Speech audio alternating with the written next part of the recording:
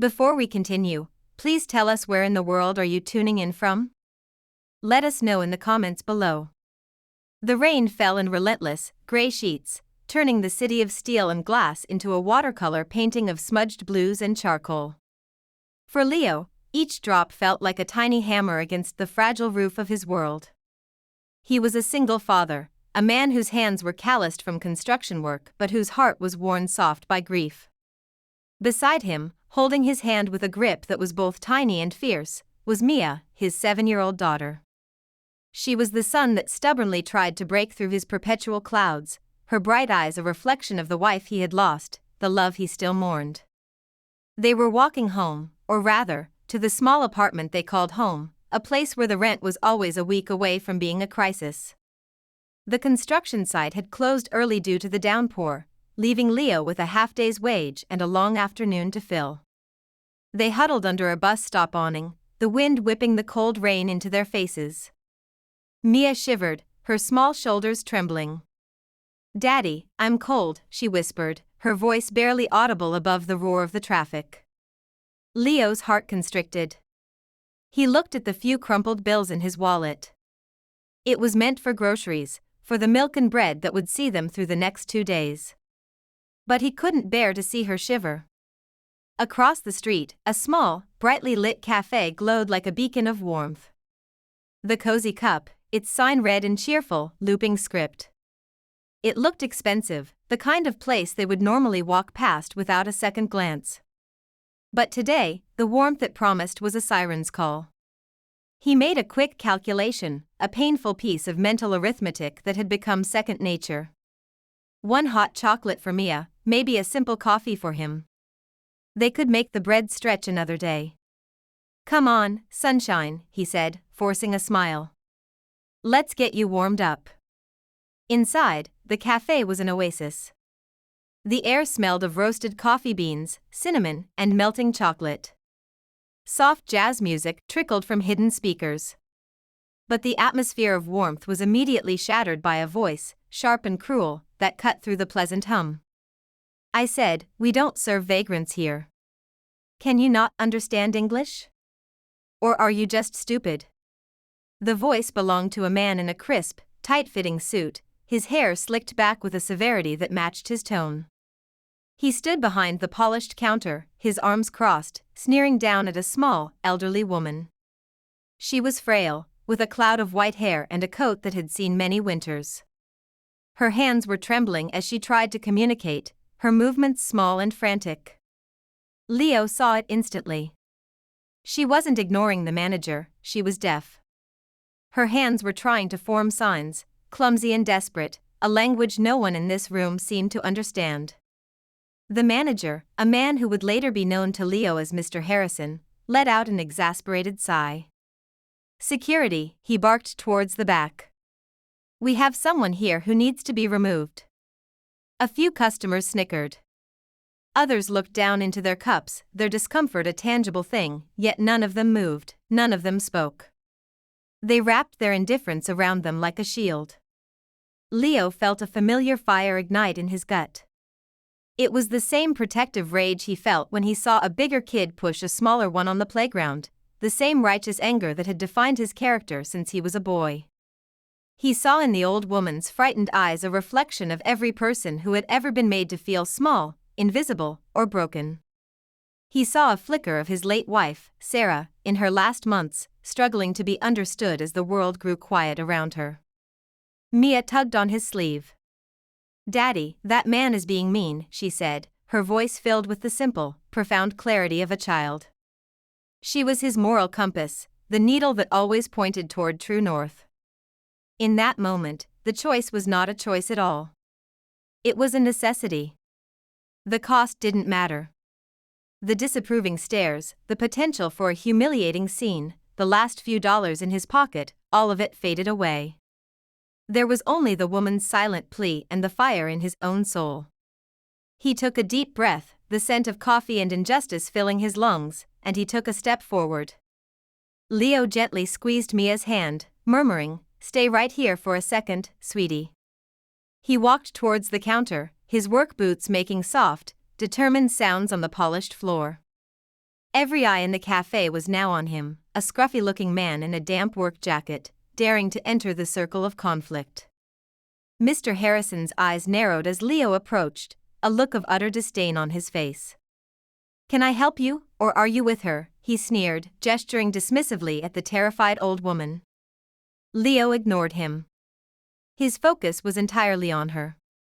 He looked into her watery, pale blue eyes, offering a small, reassuring smile. He then did something that silenced the entire room. He lifted his hands, his calloused fingers moving with a grace and certainty that defied his rugged appearance. He began to sign. The movements were fluid, a silent poetry his hands remembered from a time of love and loss. He had spent months learning, sitting by Sarah's hospital bed, their hands speaking a language of love when her ears could no longer hear his voice. It was a sacred dialect, a testament to his devotion, and he had not used it since she passed. But now, it flowed from him as naturally as breath. "Hello," he signed, his movements clear and deliberate. "My name is Leo. Can I help you?" The old woman's eyes widened. The frantic, desperate energy drained out of her, replaced by a wave of stunned relief. Her own trembling hands rose, and she signed back, her movements hesitant at first, then gaining confidence. You understand?" A single tear escaped and traced a path down her wrinkled cheek. Leo nodded, his smile growing warmer. "Yes. I understand. What did you need?" Mr. Harrison stood frozen behind the counter, his jaw slack.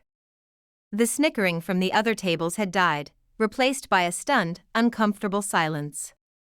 They were witnessing an act of grace that starkly illuminated their own inaction. The woman signed, "I just wanted a glass of water." And to ask for directions to the bus station. Her shoulders slumped as she added, "He was so angry." Leo's gaze flickered to Harrison, a cold, hard look that needed no translation. He then turned his full attention back to the woman. "Don't you worry about him," he signed. "Let me get you something warmer than water. It's cold out there." He turned to the petrified manager. His voice was low, but it carried the weight of authority that Harrison's shouting never could. "She will have a large hot chocolate. And a cinnamon roll. And my daughter will have the same. Put it all on my tab." Harrison, flustered and wrong-footed, could only stammer, We don't do tabs here." Leo reached into his pocket and pulled out his last few dollars, placing them firmly on the counter. It was more than enough. "Then this will cover it," he said, his eyes never leaving the manager's. "And you will treat this lady with the respect she deserves." The command was absolute. Shamed into compliance, Harrison fumbled to prepare the order. Leo guided the old woman, who signed that her name was Alara, to a small, secluded table in the corner. He went back to get Mia, who ran over and gave Alara a shy, sweet smile. As they sat, the tension in the cafe slowly began to recede, but the air had been permanently changed. A simple act of kindness had held up a mirror to everyone present, and many did not like the reflection they saw. Leo watched as Alara took the warm mug in her hands, her fingers curling around it as if absorbing its life-giving heat. Her eyes closed for a moment, a look of profound gratitude on her face. For Leo, this was more than just buying a stranger a drink. It was an act of rebellion against the cruelty of the world. It was a tribute to his wife's memory. And as he sat there, with his daughter on one side and a grateful stranger on the other, he felt a flicker of warmth that had nothing to do with the hot coffee in his own cup. It was the warmth of doing the right thing, a fire that could hold back the cold, at least for a little while.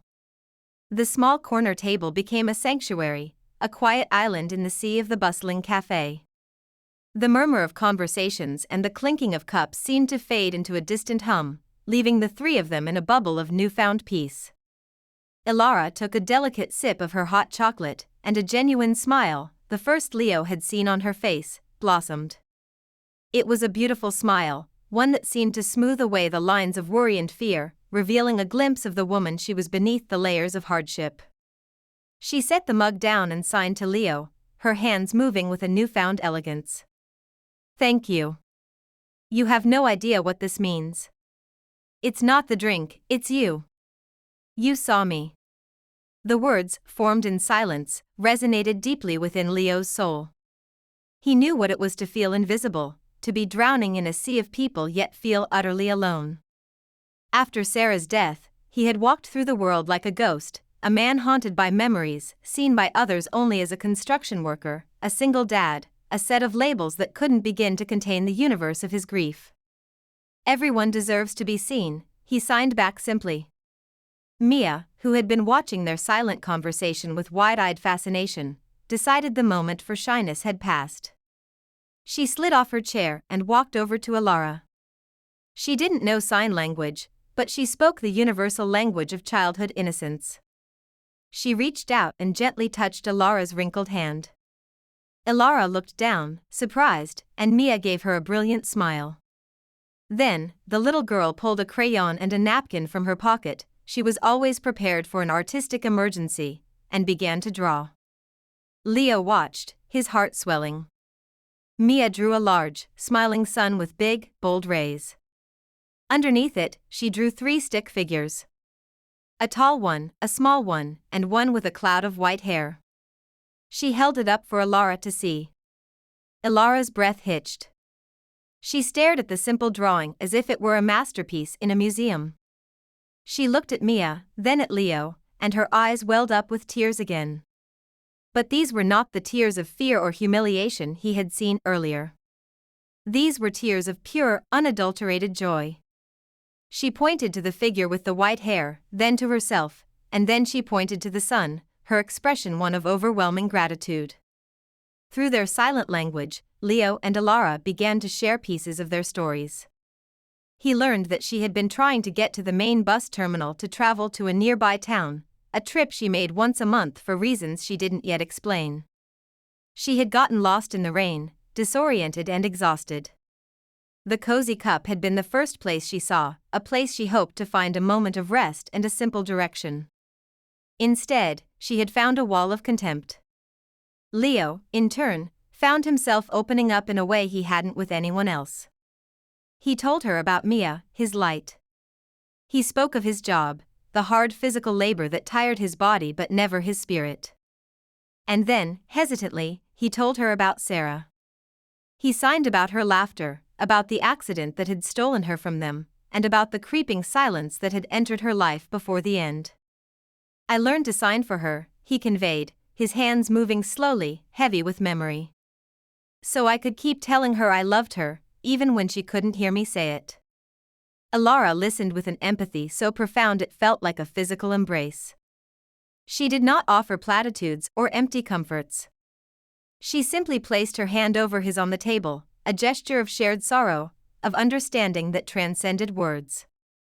In that small, warm corner, something profound was happening. The broken pieces of 2 separate lives, shattered by loss and neglect, were beginning to find each other. The sharp edges were softening in the warmth of their shared humanity. It wasn't a grand, dramatic healing, but a quiet, gentle knitting together of wounded souls. A man who had used sign language as a final, desperate act of love for his dying wife was now using it to save a stranger. A woman who had been made to feel worthless by a cruel world was being shown her infinite value through the eyes of a child and the kindness of a man who had nothing to give but his own good heart. The rain continued to fall outside, but inside their small sanctuary, a new and hopeful sun was beginning to rise. In the days and weeks that followed, the chance encounter in the cafe blossomed into a genuine and profound friendship. It became their ritual to meet at the park near Leo's apartment building. He would arrive after a long day at the construction site, dust-covered and weary, but his face would always light up when he saw Alara sitting on their favorite bench, waiting for them. Mia would run into her arms for a hug, a greeting that had become as natural as breathing. They were an unlikely trio, the burly construction worker, the bright-eyed little girl, and the frail, silent old woman. To passers-by, they might have been a curious sight, but to them, they were simply family. Their conversations, spoken in the graceful silence of sign language, grew deeper and more vulnerable. Leo found himself sharing the weight of his grief, a burden he had carried alone for so long. He signed about the echoes of Sarah's laughter in his small apartment, the way he sometimes woke up in the night, reaching for her side of the bed only to find it cold and empty. He spoke of the guilt, the unending what-ifs that plagued his quiet moments. He confessed his fear of failing Mia, of not being enough for her, of his grief being a shadow so large it might one day swallow her light. Ilara was a remarkable listener. She would watch his hands, her gaze never wavering, her empathy a palpable force. She absorbed his pain without judgment, her presence a quiet anchor in his turbulent emotional sea. And slowly, she began to share her own story, revealing the source of the deep sadness in her eyes. She signed about a life of privilege and isolation. She had been born into a wealthy, powerful family, but her deafness, which had come upon her after an illness in her youth, had been treated as a source of shame. Her family had built walls of silence around her, not the gentle silence she knew, but a cold, isolating silence of neglect. They hired tutors and provided for her financially, but they withheld the one thing she craved: connection. Her husband, now long gone, had been a man of business, more married to his ledgers than to her. Her children, now grown and successful in their own right, saw her as a relic, a social inconvenience. "They give me money," she signed one afternoon, a bitter sadness in her movements. "But they do not give me their time. They think my silence is emptiness. They don't know it is just a different way of listening." She explained her humble clothes, her monthly bus trips. It was her escape. Once a month, she would shed the skin of Ilara Montgomery, the wealthy matriarch, and become just Ilara. She would ride the bus to a small coastal town and walk along the shore, a place where the roar of the ocean was a sound she could feel in her bones, a presence that didn't demand she be anything other than herself. It was on one of these return trips, tired and lost in the rain, that she had stumbled into the cozy cup. Leo was horrified and heartbroken by her story. He, who had so little, had a wealth of love in his daughter. Ilara, who had everything money could buy, was starving for a simple, human connection. His heart ached for the years she had spent in her gilded cage. "Your silence is not emptiness," he signed back, his hands firm and certain.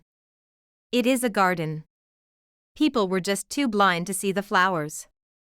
Ilara's eyes shone with unshed tears. No one had ever said anything like that to her. No one had ever tried to look inside her world, they only ever judged it from the outside.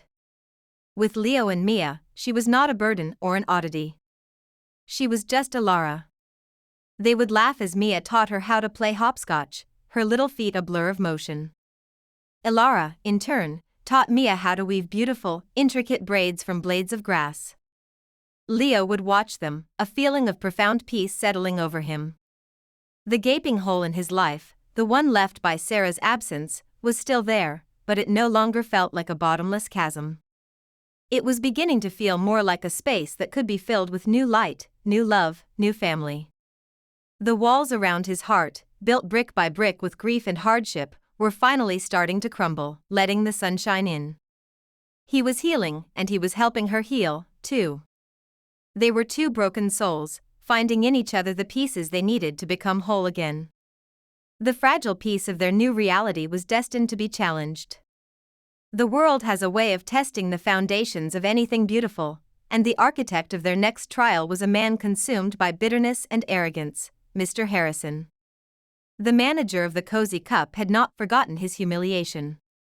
In his small, spiteful world, Leo's act of kindness was not a virtue but a personal insult.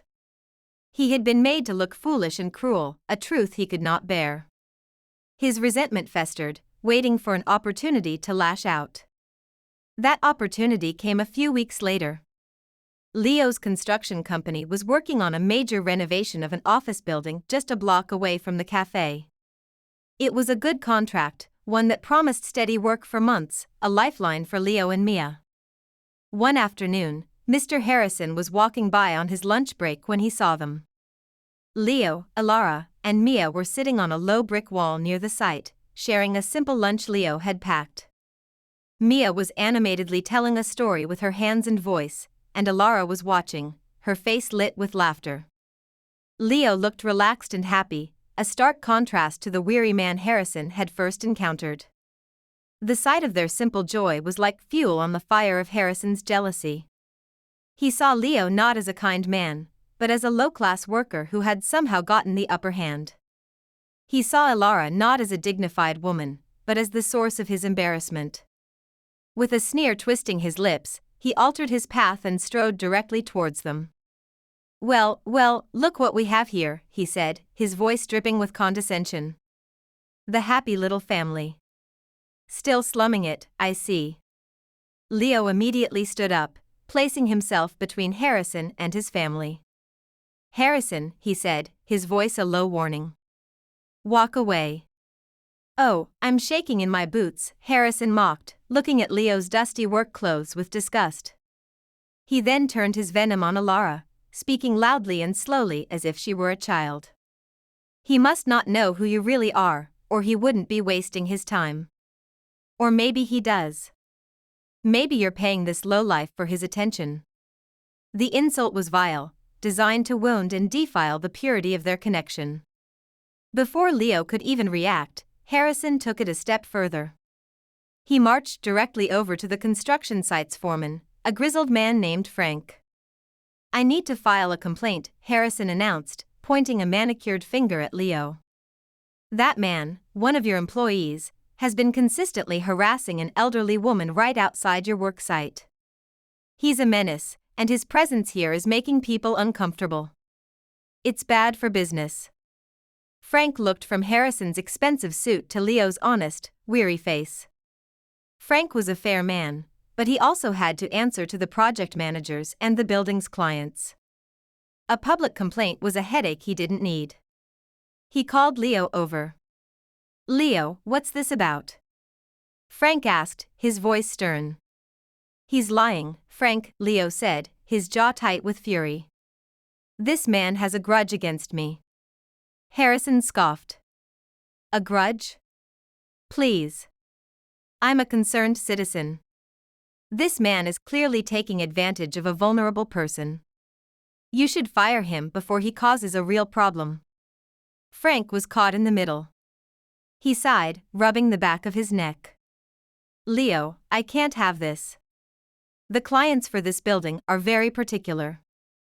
I don't care what you do on your own time, but you can't be causing scenes here. Keep your personal life away from the job, or I'll have to take you off the rotation. Do you understand?" It was a clear threat. Leo's job, the very thing that kept a roof over Mia's head, was now on the line. He looked back at Ilara, who was watching with worried eyes, unable to hear the words but able to read the tension perfectly. He was faced with a devastating choice: capitulate to a bully and distance himself from the woman who had become like a mother to him, or stand his ground and risk losing everything. The weight of the world seemed to settle back onto his shoulders, heavier than ever before. The foreman's ultimatum hung in the air, thick and suffocating. For a moment, Leo felt the cold grip of panic. The thought of losing his job, of not being able to provide for Mia, was a terrifying abyss. He could see the smug, triumphant look on Harrison's face, a man who derived pleasure from the suffering of others. The easy path would be to apologize, to promise to keep his distance from Ilara, at least during work hours. It would be the sensible thing to do. But then he looked over at Ilara. He saw her face etched with worry not for herself, but for him.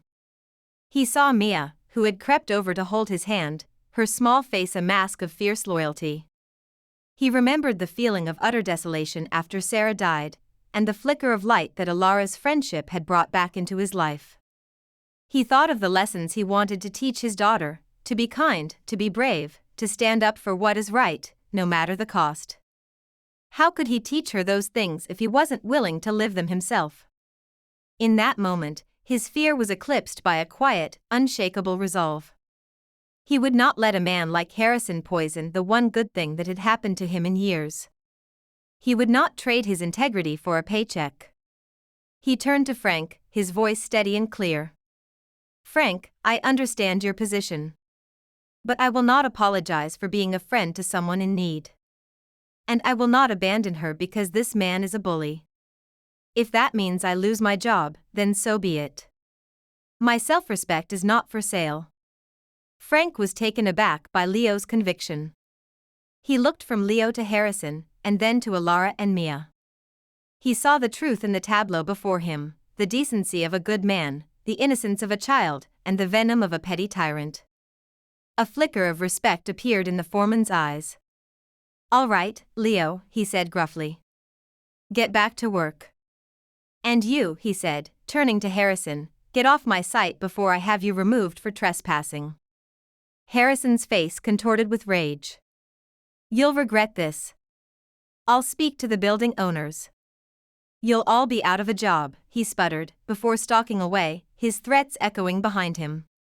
The immediate crisis was averted, but the shadow of it lingered. That evening, Leo invited Alara to their small apartment for dinner.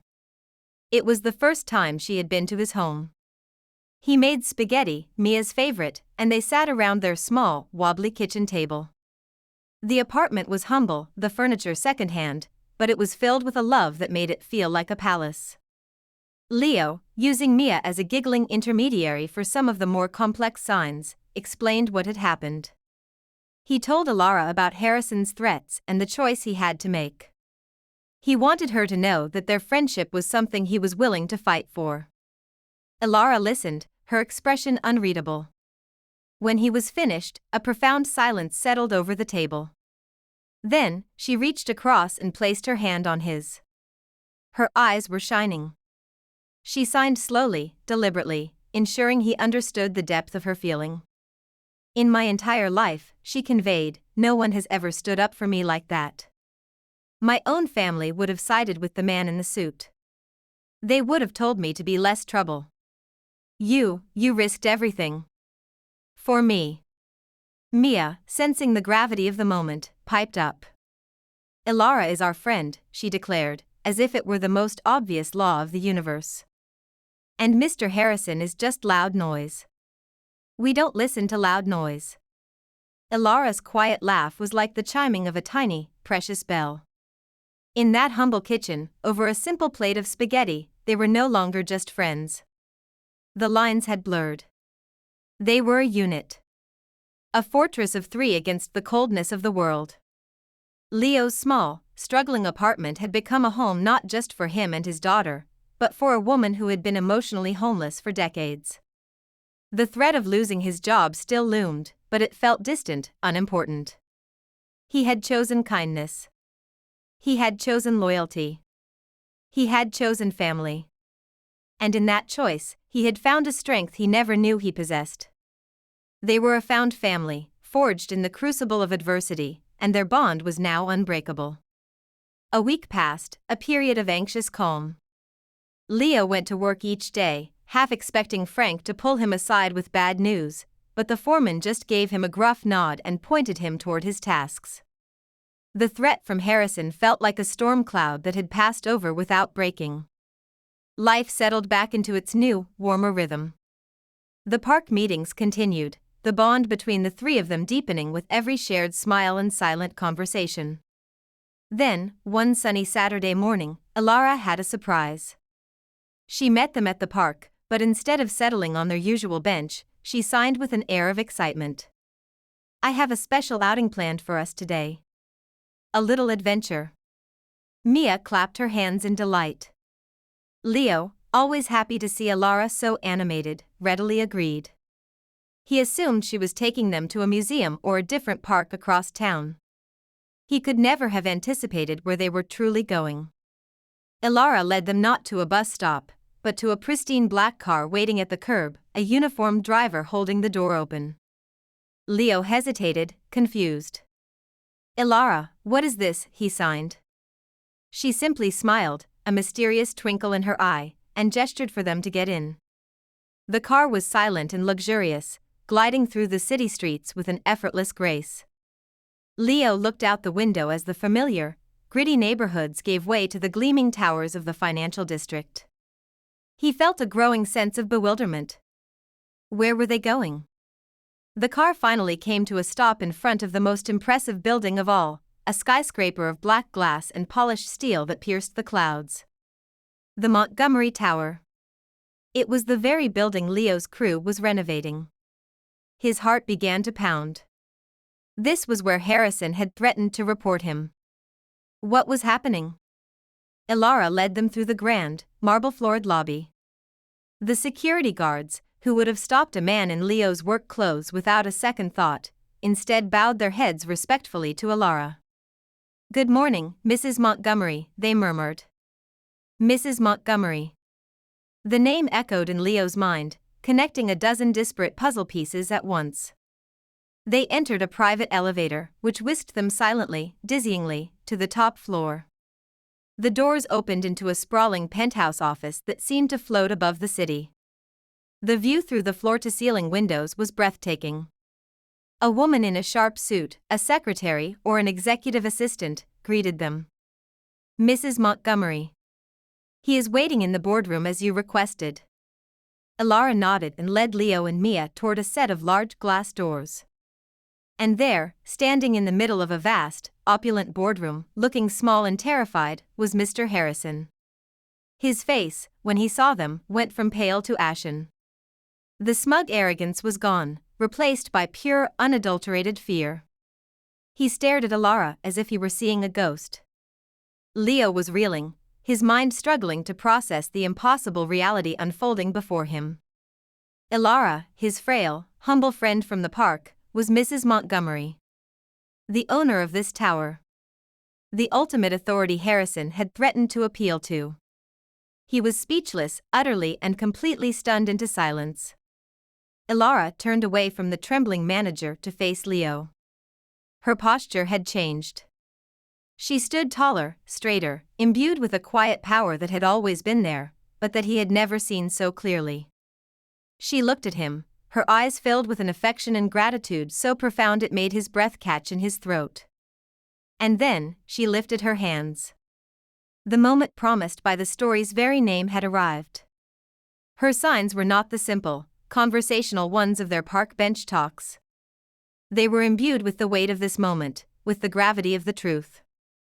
"Leo," she began, her hands shaping the words in the silent, sunlit room.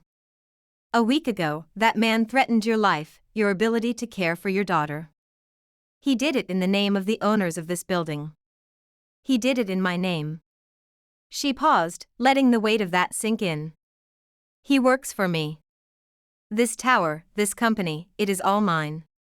Leo's world tilted on its axis.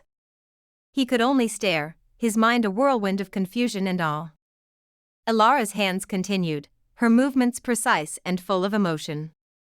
"For years, my family has seen me as a burden. The world has seen me as invisible or broken.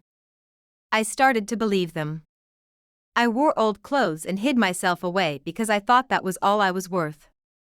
Her gaze was intense, unwavering. "And then I met you.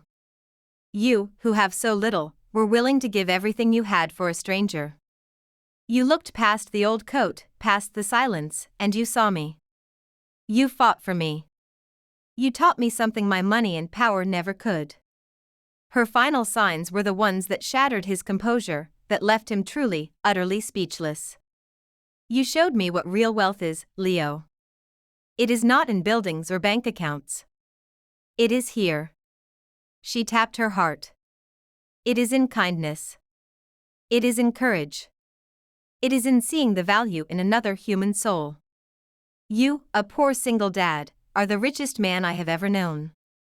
The silence in the boardroom was absolute, broken only by the distant hum of the city far below. Leo stood completely still, the weight of Ilara's silent words pressing down on him, rearranging the very architecture of his understanding of the world. He looked at her, not as the frail old woman from the cafe, but as Ilara Montgomery, a woman of immense power and profound grace. The fear and confusion on Mr. Harrison's face had curdled into a sickly dread. He was a trapped animal, realizing the judge, jury, and executioner was the very person he had tormented. Ilara, her moment with Leo complete, turned her attention to the cowering manager. Her serene expression hardened into one of cool, decisive authority. The executive assistant who had greeted them stepped forward, and Leo realized she was not just an assistant, she was a professional sign language interpreter. Elara began to sign, and the interpreter's voice filled the room, calm, clear, and utterly devastating. "Mr. Harrison," the voice began, translating Elara's fluid movements. "You are the manager of the Cozy Cup, a small but profitable part of the Montgomery Hospitality Group. A position that requires, above all else, a sense of service and human decency." Harrison began to stammer, "Mrs. Montgomery, I had no idea it was you." "It was a misunderstanding, I assure you." Elara held up a single hand, and he fell silent immediately. The interpreter continued. "There was no misunderstanding. You understood she was a human being in need of help. You understood she was deaf and could not easily defend herself. And you chose cruelty.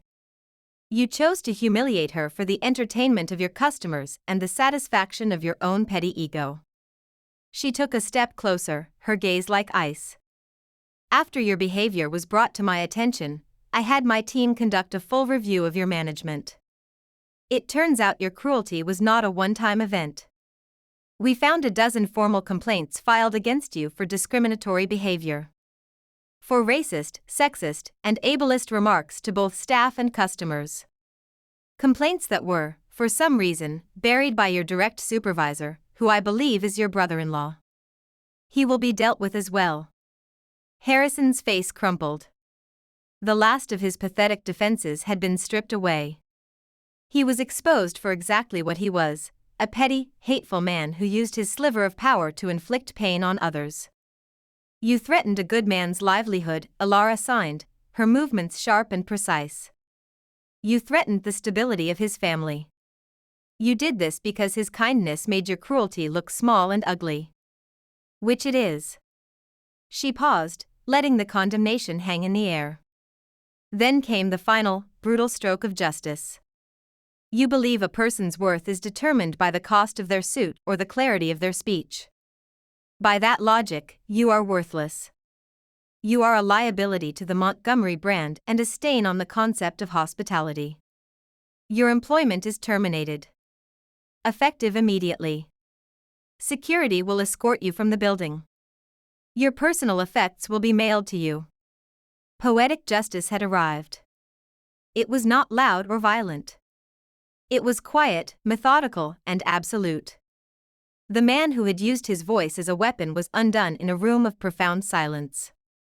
The man who judged others on their appearance was fired by a woman he had dismissed as a vagrant. Harrison just stood there, his expensive suit suddenly looking like a cheap costume. His face was a mask of disbelief and ruin. 2 large security guards, the same ones who had bowed to Elara in the lobby, entered the room and stood on either side of him. He didn't even protest. He simply allowed himself to be led away, a man utterly defeated, his world dismantled by an act of kindness he had mocked just 1 week before. As the doors closed behind him, a heavy silence fell once more. Leo looked at Elara, then at Mia, who was watching with wide, serious eyes. The monster was gone. The world, for a moment, felt perfectly, beautifully balanced. Good had not just triumphed over evil, it had completely and utterly vanquished it. With the architect of their recent misery dispatched, the atmosphere in the penthouse office shifted. The tension evaporated, replaced by a sense of quiet, profound relief. Elara's posture softened again. She was no longer the formidable CEO, but the warm, kind woman from the park. She turned to Leo, a gentle smile returning to her lips. He was still struggling to reconcile the 2 images, the humble friend and the powerful magnate. He felt a wave of awkwardness, a feeling of being out of his depth. He was a simple construction worker standing in a billionaire's office. He felt the chasm of their different worlds opening up between them. As if sensing his thoughts, Elara came closer and took his hands in hers. "Leo," she signed, her touch grounding him. "Please. Don't look at me any differently. This," she gestured around the opulent room, "is just a building. It's my job. But you, and Mia, you are my family. That is my life."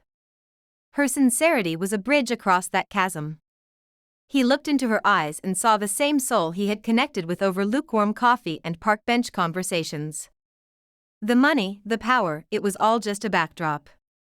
The core of who she was remained unchanged. I don't know what to say, he signed back, fumbling the words for the first time. She smiled. You don't have to say anything. But I have something I want to offer you. Leo immediately tensed. He anticipated an offer of money, a check with a staggering number of zeros. His pride, the same integrity that had made him stand up to Harrison, bristled at the thought. Ilara, I can't take your money, he signed firmly. I didn't do what I did for a reward. She held up a hand to stop him, her expression one of complete understanding. I know that, Leo. I know you better than that. If I offered you money, you would refuse, and I would be insulting the very thing I admire most about you. This is not a reward. It is an opportunity. She led him over to the vast window overlooking the city. For years, she signed, her interpreter's voice soft beside them, I have been wanting to do more with my resources. I've been donating to charities, of course, but it always felt impersonal. After meeting you, I know what I want to do.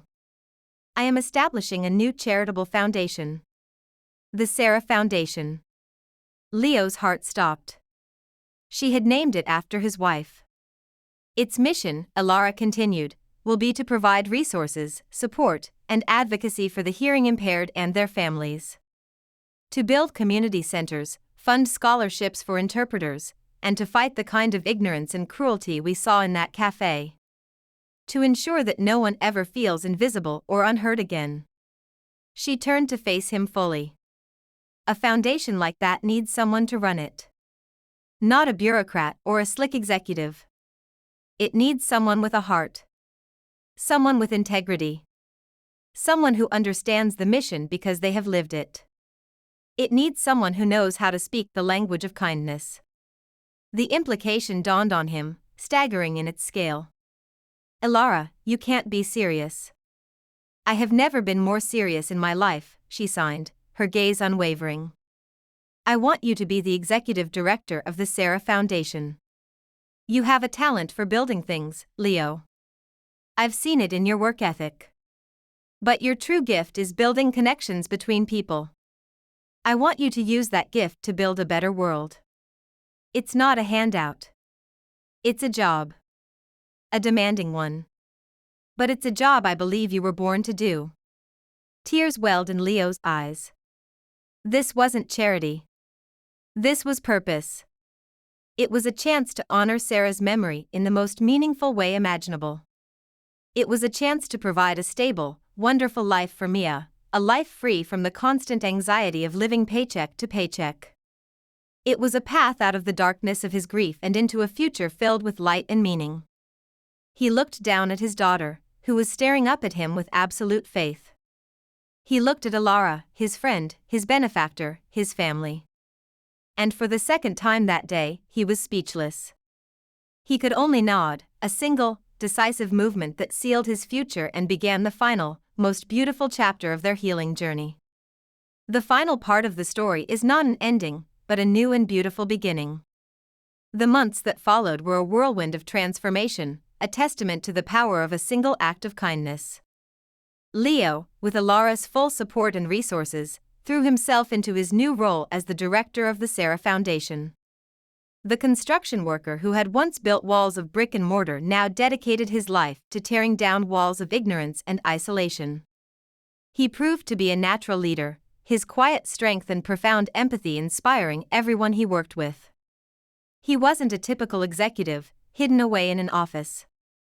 He was on the ground, visiting community centers, speaking with families, and using his own story to forge powerful connections.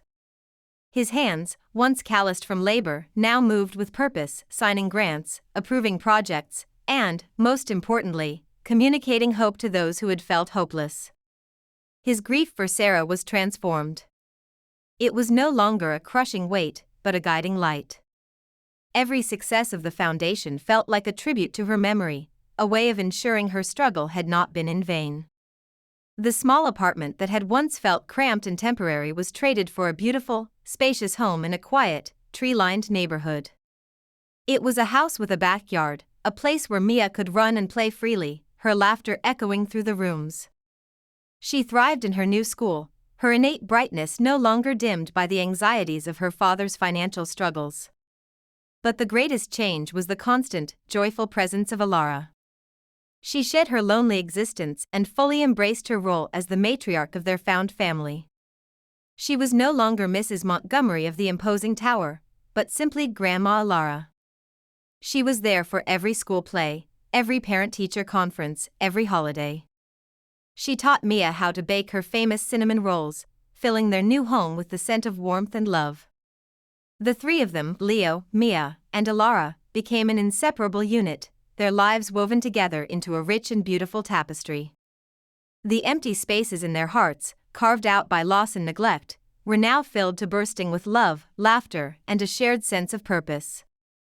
They were a living, breathing testament to the idea that family is not just about blood, but about who you choose to love and who, in turn, chooses to see you. Their story teaches us a profound and timeless lesson. It reminds us that true wealth is not measured by the numbers in a bank account, but by the richness of our compassion. The world will often urge you to judge others by their appearance, by their station in life, by their perceived abilities. But the greatest treasures are often hidden in the most humble of vessels. Alara looked like a poor, helpless old woman, but she was a queen in disguise. Leo looked like a simple laborer, but he possessed the heart of a king. What did you feel when Leo made the choice to stand up for Alara in that cafe? When did you realize that Alara was more than she appeared? Let us know your thoughts in the comments below. Your perspective is a valuable part of our community. This story is a powerful reminder that a single act of kindness, no matter how small it may seem, can set in motion a tidal wave of change. It can heal wounds, right injustices, and build bridges where there were once only walls. It can change someone's day, and sometimes it can change a life. The world can often feel like a dark and cruel place, but each of us has the power to be a light. Choose to be the person who steps forward when everyone else looks away. Choose to be the voice for the voiceless. Choose to see the person, not the label. If this story has touched your heart and lifted your soul, please consider subscribing to Soul Lift Stories and turning on notifications so you never miss a new tale of hope and inspiration. Share this video with your friends, your family, or anyone who needs a reminder that kindness is the most powerful currency we have. Thank you for being part of our journey. Remember, you have the power to make a difference. Go out and be the reason someone believes in the goodness of people.